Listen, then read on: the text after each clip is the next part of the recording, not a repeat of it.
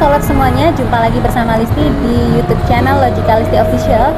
Dan kali ini Listi akan bahas, nge-review dan juga explore ya, apa sih yang Listi rasain, Listi lihat ketika Listi lagi ada di Lawang Sewu, Semarang. Oke, tapi Listi nggak sendiri, di sini sudah ada sang kameramen, ada videografer kita, ada Kak Farhan. Ya, dia expert banget dalam hal bikin sinematografi ya. Kayak kemarin yang udah dilihat kan di YouTube channelnya Listi.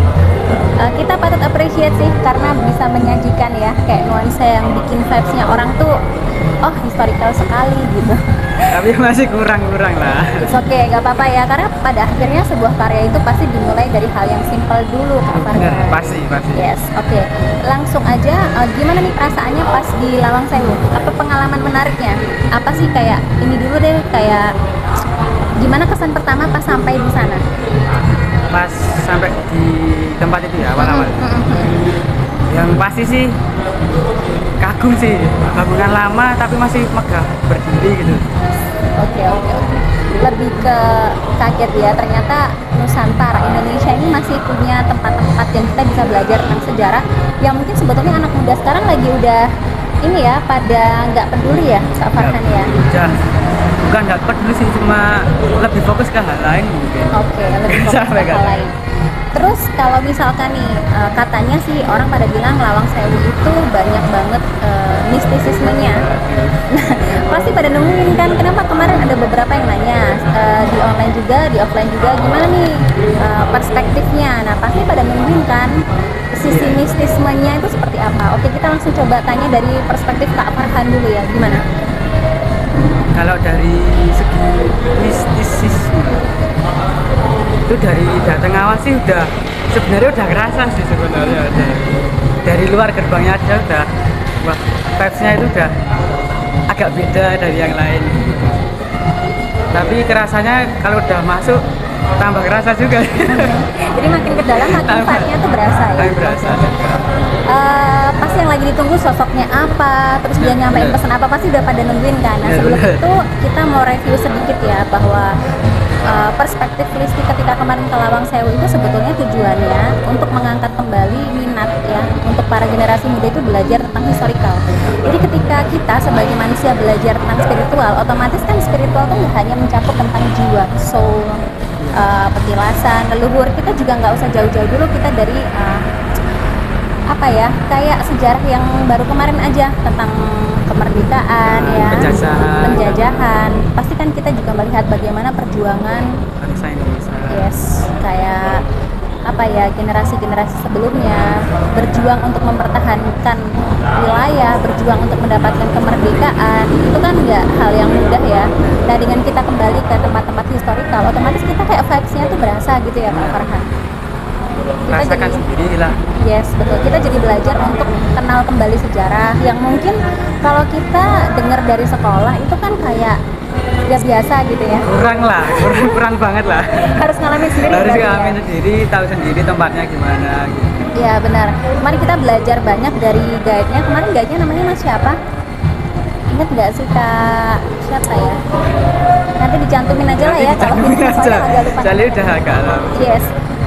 Kak itu kasih informasi kita itu emang lengkap banget. Yang awalnya kita sebetulnya mikir dari datang itu kita coba untuk masuk karena kita memang bener-bener pengen ngerasain vibe-nya. Tapi kepikir lagi, buat apa kita sampai sana kita nggak belajar ya? Nggak dapat informasi sama sekali. Betul. Akhirnya kita pakai jasa guide, tour guide lokal di situ, dan kita dapat banyak informasi tentang gimana pertama kali stasiun kereta berada di Jawa Tengah, sejarah kereta api di Jawa Tengah, Pulau Jawa khususnya. Yes, bener. Jadi pokoknya asik banget ya, kita jadi belajar bagaimana kereta api pertama itu ada di tanah Nusantara kita ini. Ceritanya seperti apa sampai akhirnya penjajah atau kolonial Belanda dan sebelumnya itu bikin rel itu untuk perdagangan. Dan sebetulnya kalau kita bisa lihat ya, sebetulnya ini ada sisi dualisme ya, Kak Farhan. Nggak cuman merugikan aja, ada keuntungan yang sekarang bisa kita rasakan ya. Akhirnya ada jalur kereta api yang kita bisa rasakan sampai sekarang. Nah, itu menurut Kak Farhan gimana? Ya, hal baiknya transportasi dari jarak A ke B yang jaraknya awalnya jauh bisa ditempuh dengan waktu yang cepat, ya itu udah ada hal yang positif banget lah buat Yes. kita. Kalau nggak ada mereka ya nggak bakal ada kereta api juga betul, sih. betul. Oke, jadi kalau kita lihat ya dari belajar historical itu kita jadi tahu bahwa ya pada akhirnya tetap ada kebaikan yang ditinggalkan Iya. lah, dalam arti bukan dari penjajahnya ya. Akhirnya apa ya, kita jadi belajar lagi tentang sejarah, kita jadi tahu bagaimana di negara atau Indonesia ini ada jalur kereta api Iya, yang kita pakai sampai sekarang. Makanya kalau kita sebagai generasi muda tidak mengakses sejarah historikal, kita hanya akan berpikir yang sekarangnya aja, perjuangannya dulu sebelum itu ada, bahkan apa ya, kayak kakek nenek kita, leluhur itu ikut berusaha untuk membangun itu juga. Ya, jadi kita harus take attention lah. Oke, kita langsung masuk ke mistisme. Bisnis. Jeda. Nah, bagaimana atau ruangan mana yang paling berkesan untuk Kak Farhan yang benar-benar itu bikin bergidik lah? Kalau ruangan sih sebenarnya keseluruhan pasti ada lah ya, seluruh ruangan. Tapi yang paling nggak ingat dan paling berasa itu di ruangan bawah tanah itu namanya basement Yes, ya. basement ya. Basement. Betul. Basementnya itu Betul. pengalamannya. Apa yang dilihat, apa yang dirasakan mungkin. Dan nanti kalau di video nanti kan juga ada pas lihat basement di bawah, tapi udah nggak ada tangganya kan, udah dilepas juga biar nggak ada yang masuk. Dan waktu pertama kali lihat miris sih. Miris. Sebenarnya rasanya yang tersampaikan tuh miris, Yes, betul. nggak ke visualnya langsung sih, tapi mirisnya dulu. Aduh, lama-lama juga visualnya ada. Nah. Mbak Isti gimana? Kalau saya udah pasti pertama kali pas mau sampai ke basement itu ngerasa kok kayak vibe-nya mulai anget gitu ya. Anget. Jadi mungkin untuk yang peka kayak bisa ngerasain energinya tuh tiba-tiba kayak berasa di badan itu anget gitu. Udah feeling nggak ini dulu, oh kok makin pekat gitu energinya. Cuman ini mau dibawa kemana? Akhirnya pas ditunjukkan di ruang basement itu cuman sebentar banget Listi sanggup lihat ya secara lahir ya, karena di feeling itu udah ngerasa nggak nyaman gitu. Akhirnya agak minggir sedikit kan, waktu itu Listi nggak bener-bener natap Bener-bener. dalam waktu yang lama, agak minggir sedikit. Terus habis itu kayak mempersilahkan kameramen untuk ngambil gambar ya, karena nggak kuat gitu. Orang-orang yang empatinya tinggi pasti ketika dia ngerasain suatu vibes energi yang banyak kesedihan, kepahitan, Campur amarah sih. itu kayak nggak kuat, nggak akan sanggup gitu.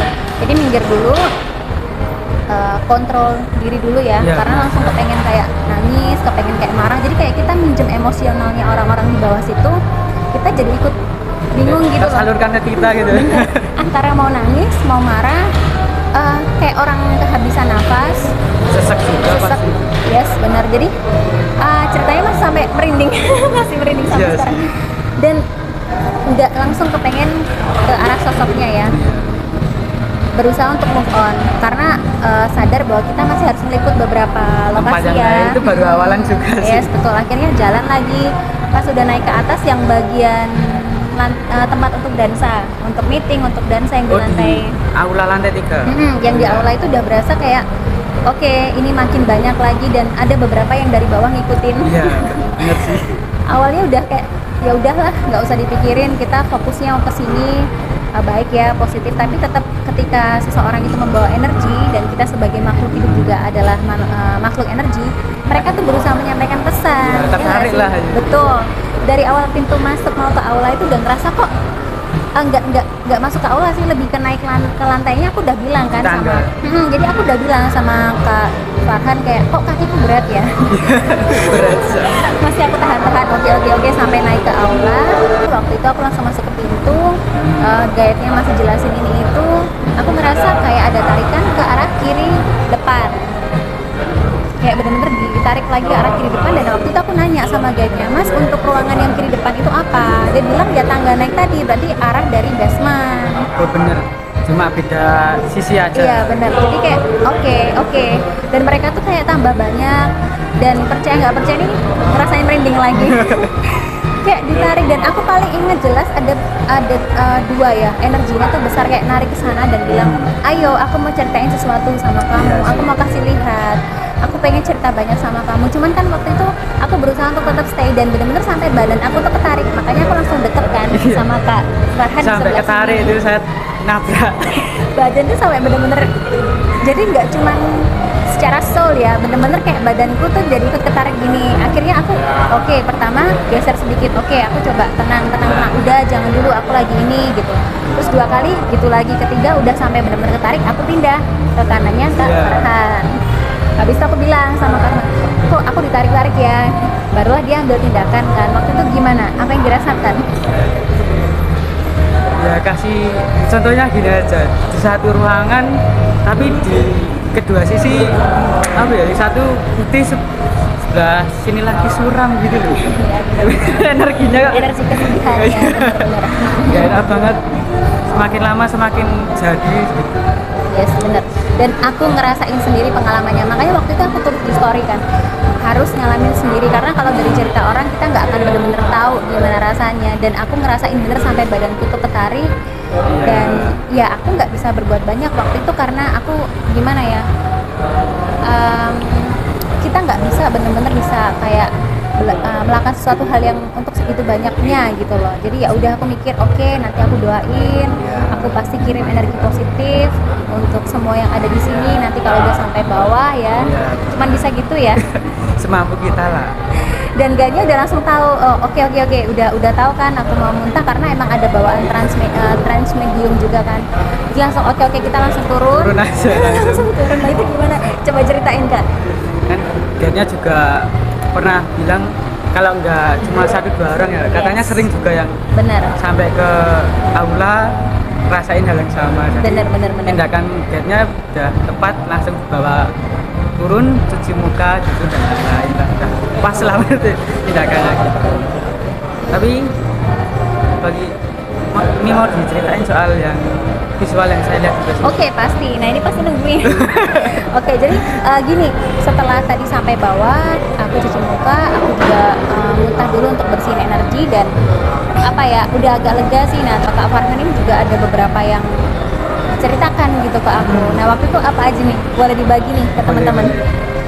Yang pertama pasti yang di Besme itu ya, saat Mbak Listi suruh maju ambil gambar, itu pertama rasa itu tadi sedih campur aduk jadi satu. Habis itu ada kayak visual cuma berapa detik itu tuh. Visualnya itu ya cuma satu orang, tapi nggak seluruh tubuh sih, cuma kakinya aja. Cuma kakinya aja, tapi bener ya, kaki dari lutut sampai ke bawah, satu kaki aja. Itu terus dengan kondisi yang jelas nggak baik-baik aja sih, yang jelas nggak baik-baik aja. Ada yang membelenggu kakinya di pergelangan. Ya yang mirisnya itu sedihnya sampai rumah gitu. Ya benar.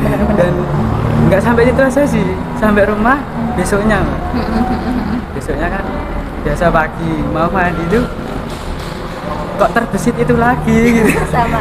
Terbesit itu lagi, dan habis mandi sampai malam itu kaki berat satu, kayak tahu di apa namanya itu barkel apa Di belenggu ya yang buat kaki. rantai lah, Di rantai.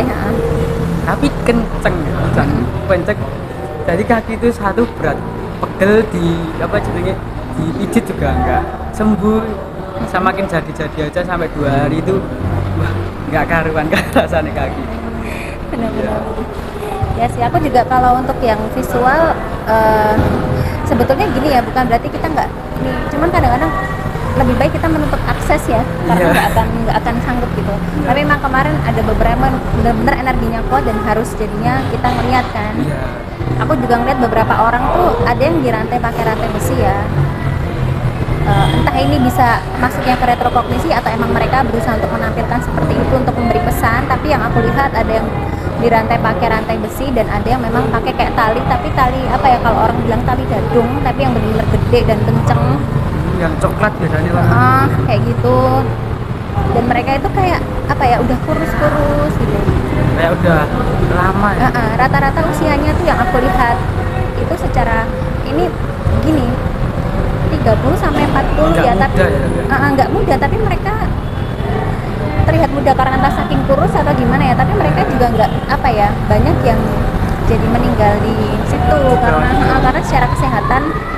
kalau orang bilang di situ ada air dari dulu, tapi ada beberapa part yang aku lihat pas juga nggak ada airnya. Nah pas nggak ada airnya juga kondisinya juga bukan berarti lebih baik, sama aja.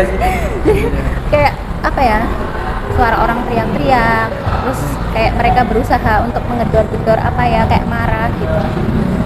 Bahkan aku lihat juga ada yang apa ya, udah saking lemes kayak kehabisan nafas ya. Jadi ya menyedihkan. Dan aku lihat kalau yang di aula itu pertama masuk lebih ke noni-noni Belanda ya. Bener. Kamu lihat gitu juga kan? Ya apa ya, banyakan lebih ke apa ya, orang Belandanya orang sih kolonial daripada ya. orang lokalnya di atas itu.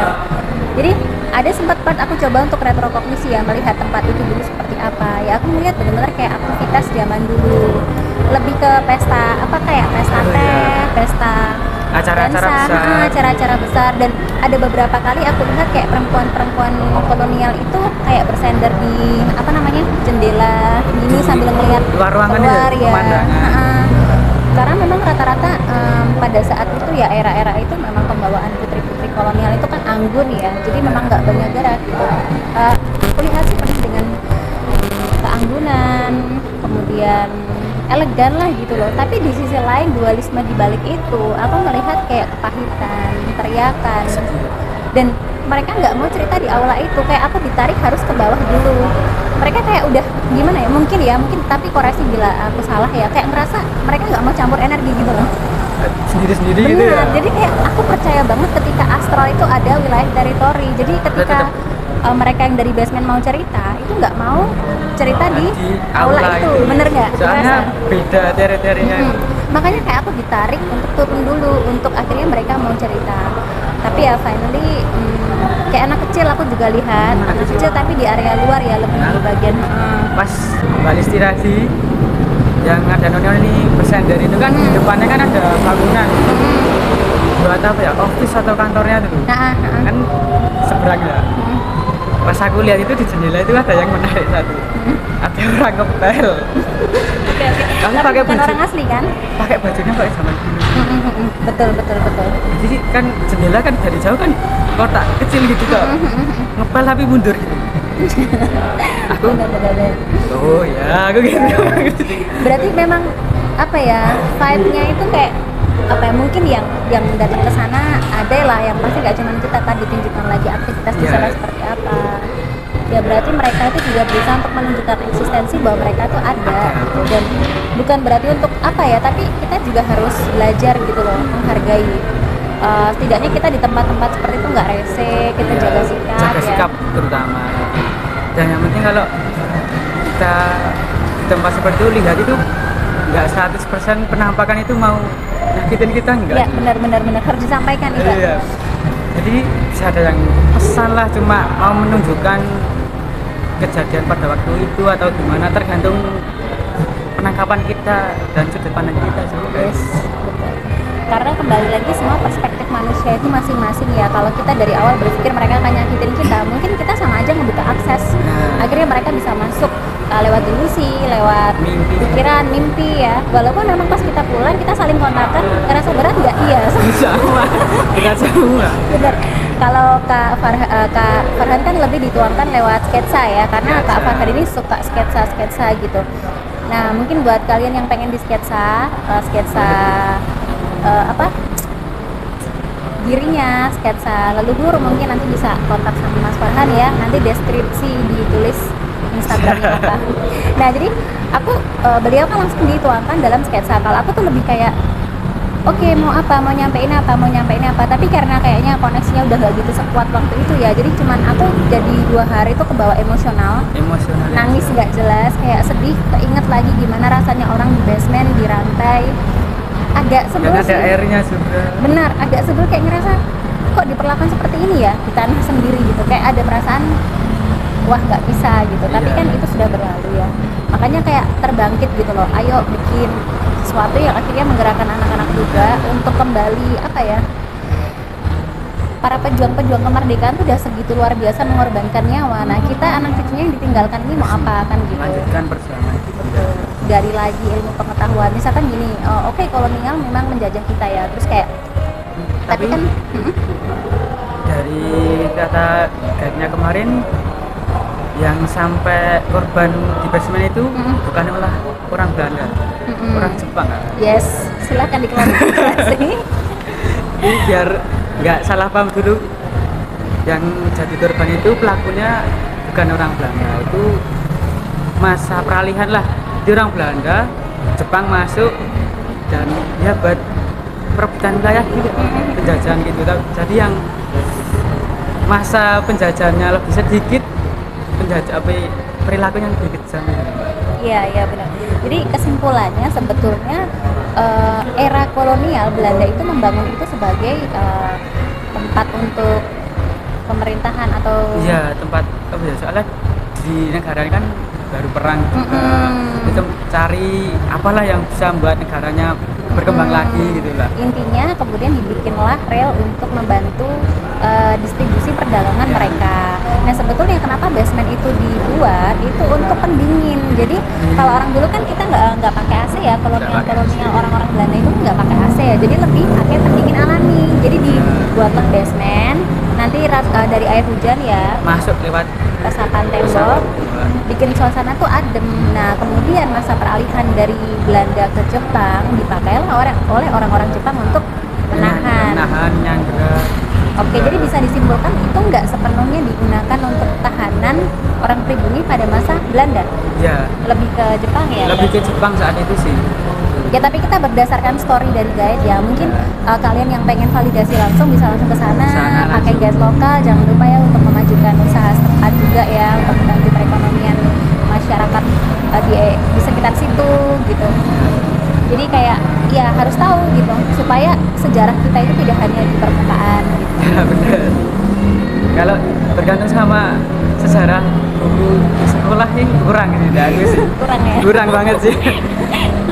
Bukan berarti nggak bagus, nggak tapi bagus. memang kita ada sebagai Cuma anak muda harus explore. Garis besarnya aja di situ ada. Tapi kalau mau detail kan datang ke tempat, tanya tour guide dan dapat informasinya. Dan jangan lupa satu lagi dari tour guide yang menyampaikan story-nya, alur ceritanya kita juga validasi. Kan di sini banyak tuh yang lihat ini mungkin lagi terbangun spiritualitasnya, punya kemampuan cenayang yang bagus, ada yang indigo juga. Jadi pas si guide-nya itu kasih arahan, informasi, kita juga sekaligus cari validasi. Bener nggak? Atau oh ini loh yang aku rasain langsung, oh ini loh seperti ini, seperti apa sih kondisinya saat itu. Kalau yang bisa retrokognisi lebih enak lagi, jadi kita benar-benar kayak ngalamin ya. Langsung gitu. Dan pasti kalau pulang pasti masih akan terbawa lah vibes-nya ya. Benar-benar 2 hari kemudian aku baru cleansing, baru bisa aktivitas lagi karena emang energinya berat banget gitu. Bahkan kita aja pas mau pulang ngedoain tuh aku sih sampai nangis ya, nggak tahu ya kalau Kak Farhan gimana. Yes, terbawa lah lihat di basement aja segitu parahnya, jadi tersentuh lah, ikut sedih juga. Benar. Oke, jadi pesan moralnya apa nih Kak Farhan buat para generasi muda tentang bangunan desa? Iya, apa yang mau disampaikan setelah kita ke Lawang Sewu, apa yang dirasakan Kak Farhan, segitu emosionalnya, apa yang mau disampaikan ke para generasi muda? Jadi kalau kita datang ke tempat bersejarah, pastinya tempat-tempat yang penuh dengan perjuangan bangsa kita ya. Kalau lihat dari segi mistisnya ya jangan dipandang sebelah mata lah. Pasti ada pesan-pesan balik itu semua, enggak semuanya negatif. Dan kita juga harus merubah sudut pandang kita, terutama anak muda. Dia enggak semua mulu-mulu tentang peperangan, tentang penjajahan, perampasan, tapi pasti ada maksud tersembunyi. Dan kita juga enggak kebagian negatifnya aja, positifnya juga dapat. Sih. Intinya lebih buat generasi muda harus lebih banyak belajar ya. Kalau kita hanya Lawang Sewu terkenal dengan mistis, bahkan guide lokalnya juga bilang orang tuh kalau udah sama Lawang Sewu pasti identik sama mistisnya. Padahal di situ ada pembelajaran historikalnya, bagaimana panjang. Bener, dari kereta pertama bukan dibikin ya, didatangkan. Kemudian relnya dibikin dari era ke era, itu kan pembelajaran kita banget bahwa ada loh waktu itu kreator yang belum belum ada sesuatu yang menciptakan. Nah, kita ngambilnya juga di sisi itu gitu loh. Jangan sampai kita jadi negara yang nggak maju karena kita cuma di situ-situ aja. nggak keluar dari tangkurung kita sendiri. Benar, karena kita selalu apa-apa mikirnya suatu tempat yang paling keren mistisismenya. Padahal juga kita punya historicalnya, punya budayanya yang diterapkan di situ, ya kan. Dan aku juga beberapa kali lihat seliwar-seliwar ya, nggak semua orang pribumi di sana diperlakukan tidak baik. Ada yang kayak apa ya, ya adalah yang di area dalam tapi orang pribumi. Aku nggak tahu sih, mungkin mereka staffnya atau apa, aku nggak tahu. Tapi ya apa ya, ya intinya semua kalau kalian nggak datang sendiri explore, kalian nggak akan tahu rasanya seperti apa. Jadi kita harus rekomen ya, kita akan lebih banyak ke tempat-tempat untuk mengulik, maybe nggak cuma mistisme aja, kita jadi anak generasi muda harus open minded ya. Ada historical, ada budaya, ada akulturasi budaya juga, kemudian ada apa ya, spiritual, supranatural juga. Jadi pesannya udah disampaikan oleh Kak Farhan. Kalian sendiri, kalian anak muda, ayo datengin lagi tempat-tempat bersejarah ya, entah itu secara historikal, entah itu secara petilasan leluhur, tempat-tempat yang disakralkan. Ambil itu sebagai sisi pembelajaran, exploring diri ya kan, untuk mendekatkan diri ke alam juga. Kalau itu berada di lingkup alam, supaya kita tidak selalu berpikir di satu poin aja tentang mistisme ya. Betul, kita juga harus terhubung sama ibu bumi, kita terhubung dengan sejarah masa lalu, jadi kita tahu ini kan bentar lagi udah 2 bulan lagi udah masuk Agustus, udah Agustus malahan ya. Ayo ramaikan lagi tempat-tempat bersejarah kita, kulik lagi sejarah yang ada, lakukan sesuatu sebagai generasi muda supaya negara kita maju ya. Maju dan anak muda nggak lupa sejarah. Yes, jangan lupakan sejarah. Oke, gitu aja Kak Farhan. Thank you banget Solers. Listi sama Kak Farhan, terima kasih banget ya. Mungkin video-video awal sih masih terkesan kayak masih banyak yang harus diperbaiki ya. Nah, justru itu kami butuh supportnya kalian semua untuk subscribe, like, comment, and share supaya kami tuh juga berkembang gitu. Kalau ada kritik-kritik, ide saran yang membangun ya, bisa langsung di DM aja, bisa DM ke Healing Jiwa ID. Dan langsung komen juga. Betul, kalau langsung komen juga oke. Ada pesan terakhir Kak Farhan? Udah cukup aja. Oke, kita doakan Kak Farhan akan menyampaikan dan memberikan karyanya ya lewat bidikan-bidikan video yang keren di YouTube channelnya Logicalistic. Oke, terima kasih. Rahayu, rahayu, rahayu.